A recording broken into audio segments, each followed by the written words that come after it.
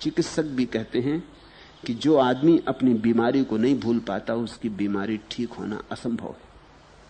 इसलिए अगर कोई आदमी बीमार है तो जो पहली बात चिकित्सक चाहता है वो ये कि वो किसी तरह सो जाए।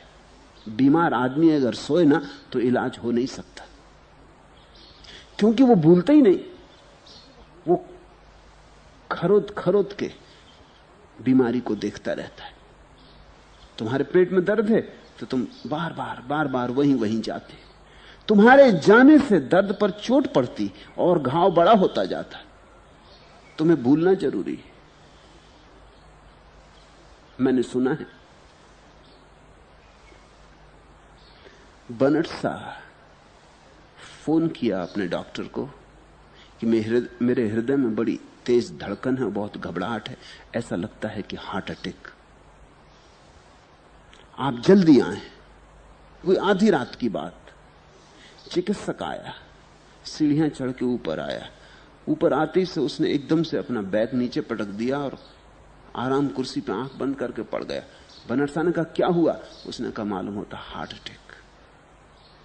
बूढ़ा चिकित्सक था। बर्नार्ड शॉ तो भूल ही गया अपने हार्ट अटैक को। बिस्तर पर लेटा था, एकदम उठाया कि कहीं मर न जाए। हवा की, पंखा किया, पानी पिलाया, पूछा कि अब कैसी तबीयत है। कोई 10 मिनट बाद उसने कहा बिल्कुल ठीक। वो उठ के चलने लगा तो उसने कहा मेरी फीस। तो बर्नार्ड शॉ ने कहा काहे की फीस? फीस तो मुझे मांगनी चाहिए। उस डॉक्टर ने कहा मुझे कुछ हुआ नहीं, कोई हार्ट अटैक वगैरह, ये तो तुम्हें तुम्हारी बीमारी भुलाने के लिए। अब देखो तुम भले चंगे हो बिल्कुल, पहले बिस्तर पे पड़े थे।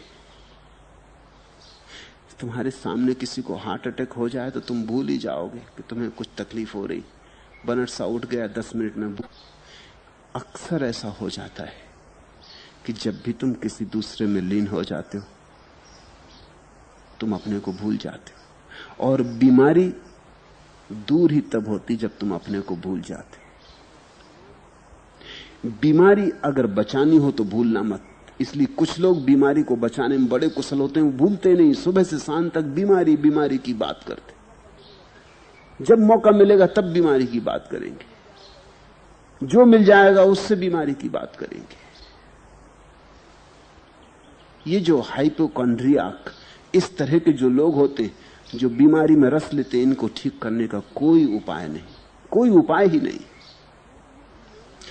क्योंकि ये बीमारी को कुरेदते जाते हैं, ये घाव को सूखने नहीं देते, ये घाव को फिर खोल लेते। मेरे पास लोग आते हैं, कोई कहता क्रोध से परेशान है। मैं कहता हूं ठीक, क्रोध की तुम फिक्र ना करो, ध्यान करो। उनको अच्छा नहीं लगता क्योंकि वो तो आए थे क्रोध के लिए, और मैं कहता हूं ध्यान करो। वो समझते हैं कि उनकी बीमारी को तो मैंने छुआ ही नहीं। तुम्हारी क्रोध की बीमारी को छूने की जरूरत ही नहीं है।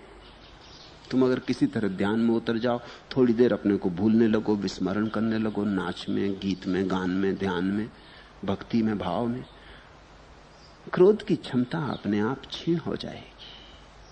कोई आता कहता है मुझ में बड़ा अहंकार है, प्रज्वलित दग्ध अंगारे की तरह, क्या करूं, कैसे बुझाऊं? मैं कहता हूं तुम ध्यान करो। उसको भी बात ठीक नहीं लगती, क्योंकि उसे लगता है कि वो तो इतनी बड़ी बीमारी लेके आया और मैंने उसे ऐसे टाल दिया, कहा कि ध्यान करो। वो सोचता है शायद मैंने टाल ही दिया। और फिर उसे ये भी हैरानी होती कि कोई भी बीमारी लेके आओ, मैं कहता हूं ध्यान करो। कहीं सब बीमारियों की एक दवा हो सकती? मैं तुमसे कहता हूं हो सकती, क्योंकि सब बीमारियों के पीछे एक मन है और सब दवाओं के पीछे एक ध्यान है। ध्यान यानी मन रहित दशा।